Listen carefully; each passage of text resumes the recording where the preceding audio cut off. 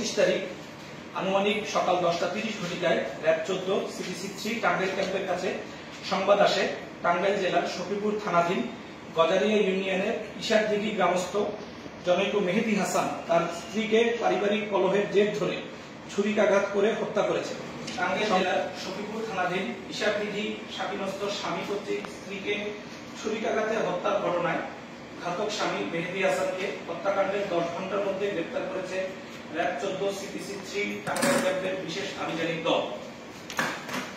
আজ সংবাদ পাওয়ার পরপরই র‍্যাব 14 সিপিসি 3 টাঙ্গাইল ক্যাম্পের গোয়েন্দা টিম তাৎক্ষণিকভাবে ঘটনাস্থলে গিয়ে প্রাথমিক তথ্য সংগ্রহ করে, কিন্তু ঘাতক স্বামী মেহেদী হাসান ততক্ষণে এলাকা ছেড়ে অন্যত্র পালিয়ে যায়। পরবর্তীতে র‍্যাব 14 সিপিসি 3 টাঙ্গাইল ক্যাম্পের চৌকস গোয়েন্দা টিম তথ্য প্রযুক্তির সহায়তায় মেহেদী হাসানের অবস্থান নির্ণয় করতে সক্ষম হয় এবং টাঙ্গাইল ক্যাম্পের একটি চৌকস আভিযানিক দল রাত 8:20 ঘটিকায় গাজীপুর জেলার কোনাবাড়ী থানা এলাকা হতে ঘাতক স্বামী মেহেদী হাসানকে হত্যাকাণ্ডের 10 ঘন্টার মধ্যে গ্রেপ্তার করতে সক্ষম হয়।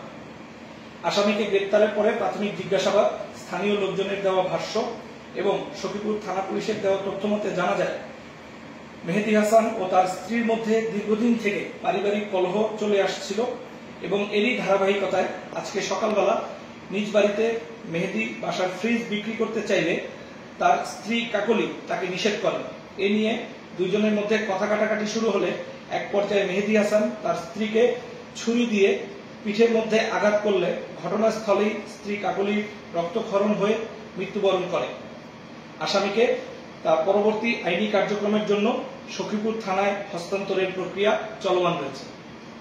আচ্ছা, উনি কি প্রাথমিক অবস্থায় কোনো কিছু স্বীকারোক্তি দিয়েছেন? আমাদের প্রাথমিক জিজ্ঞাসাবাদে আসামি এই ঘটনার সাথে নিজের সম্পৃক্ততার কথা স্বীকার করেছেন।